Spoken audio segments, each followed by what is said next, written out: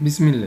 Alors, cette vidéo sera consacrée à l'étude des variations d'un exemple de fonction contenant la fonction ln. On va s'intéresser seulement à deux axes, limite et interprétation géométrique, puis la fonction dérivée et tableau de variation. Alors, commençons par ce premier exemple. F de x est la fonction définie sur 0 plus l'infini par f de x est égal 2 sur x moins 1 plus 2 ln de x. CF, sa courbe représentative dans un repère orthonormé. Commençons par la première limite. Limite de f de x quand x tend vers 0, x supérieur à 0 égale limite de 2 sur x moins 1 plus 2 ln de x. X tend vers 0, x supérieur à 0. Terme par terme, le premier terme tend vers plus l'infini, 2 sur 0 plus, c'est plus l'infini, moins 1, plus 2 fois moins l'infini, ln de x. Quand x tend vers 0 plus, c'est moins l'infini. Donc, moins l'infini, ça donne finalement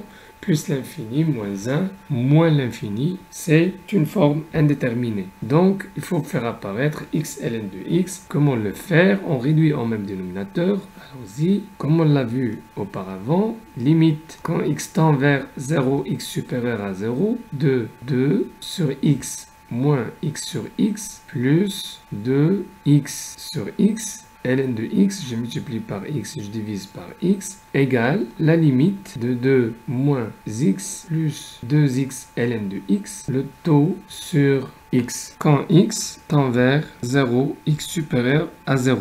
Alors, comme vous le remarquez, ici, donc, on a 0 et x ln de x tend vers 0, et au dénominateur, on a un 0 plus, donc reste 2 sur 0 plus, c'est plus l'infini. Car, on explique, car limite de x ln de x tend vers 0, x supérieur à 0, égale à 0, et limite au dénominateur de x quand x tend vers 0, x supérieur à 0, ça donne un 0 plus. Donc, reste 2 sur 0 plus, c'est plus l'infini. Alors, quelle est l'interprétation? Puisque limite de f de x quand x tend vers 0, x supérieur à 0, égale à plus l'infini, alors CF, la courbe représentative, admet une asymptote verticale d'équation x égale à 0. La deuxième question, il faut calculer la limite de f de x quand x tend vers plus l'infini et limite de f de x sur x quand x tend vers plus l'infini, puis on interprète. Donc,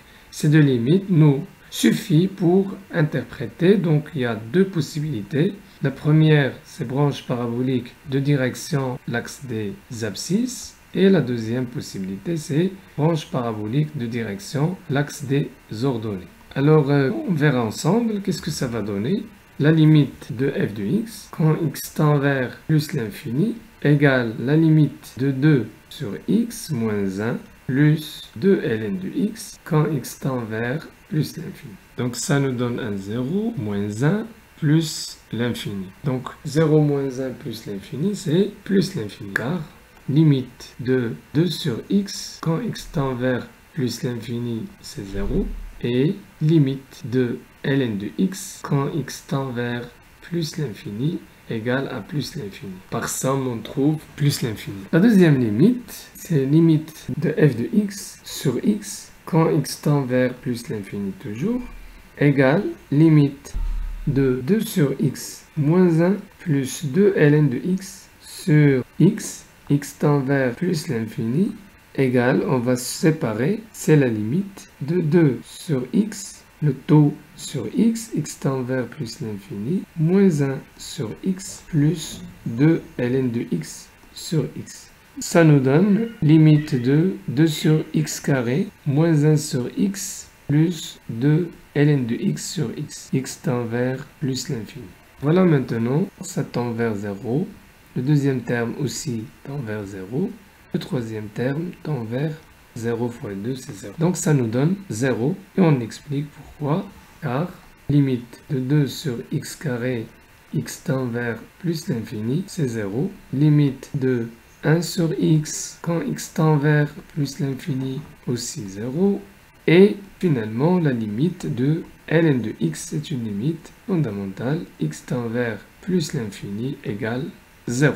Alors, la première limite et la deuxième limite, mène à l'interprétation suivante. Puisque limite de f de x quand x tend vers plus l'infini égale à plus l'infini et limite de f de x sur x quand x tend vers plus l'infini égale à 0, alors CF admet une branche parabolique de direction l'axe des abscisses au voisinage de plus l'infini. Passons maintenant à la deuxième partie. On va calculer la fonction dérivée, puis on va déduire les variations de cette fonction. Troisième question, petit a, montrons que pour tout x de 0 plus l'infini, f' de x égale à 2 facteurs de x moins 1 sur x au carré. La fonction f est donnée par 2 sur x moins 1 plus 2 ln de x. Alors, tout d'abord, la fonction 2 sur x est dérivable sur 0 plus l'infini ouvert. Et aussi ln de x dérivable sur 0 plus l'infini ouvert. Donc, par somme, la fonction f de x est dérivable sur 0 plus l'infini ouvert. Somme de deux fonctions dérivables sur 0 plus l'infini. Calculons cette dérivée, soit x un élément de 0 plus l'infini, f' de x est égal à la dérivée de 2 sur x moins la dérivée de 1 plus 2 ln de x' égale 2 fois la dérivée de 1 sur x moins 0 plus 2 fois la dérivée de ln de x égale 2 fois moins 1 sur x carré plus 2 fois 1 sur x égale moins 2 sur x carré plus 2 sur x. On réduit en même dénominateur, ça nous donne moins 2 plus 2x sur x carré. On factorise par 2, ça donne 2 facteurs de moins 1 plus x ou x moins 1. D'où pour tout x de 0 plus l'infini, f' de x égale à 2 facteurs de x moins 1 sur x au carré. B, montrons que f est décroissante sur 0, 1, semi-ouvert, et que f est croissante sur 1 plus l'infini. Alors pour cela, il faut étudier le signe de f'. On sait que f' de x égale à 2x moins 1 sur x carré. Alors x carré positif, 2 positif, donc le signe de f' est le même que celui de x moins 1. On a x carré positif strictement et 2 positif strictement. Alors le signe de f' de x est celui de x moins 1. Donc le signe de f' est le même que celui de x moins 1. Donc le signe de x moins 1 il s'annule en 1. Donc à droite de 0 c'est plus, c'est le signe de a. Et à gauche c'est moins. Voilà donc puisque f' est négative sur l'intervalle 0, 1, alors elle est décroissante sur cet intervalle et croissante sur l'intervalle 1 plus l'infini, d'où f est décroissante sur l'intervalle 0, 1 et croissante sur l'intervalle 1 plus l'infini. Alors il faut calculer f de 1, puis dresser le tableau de variation. On a f de 1 égale 2 sur 1 moins 1 plus 2 ln de 1 égale à 2 moins 1 plus 2 fois 0. Car ln de 1 égale à 0. Ça nous donne 1.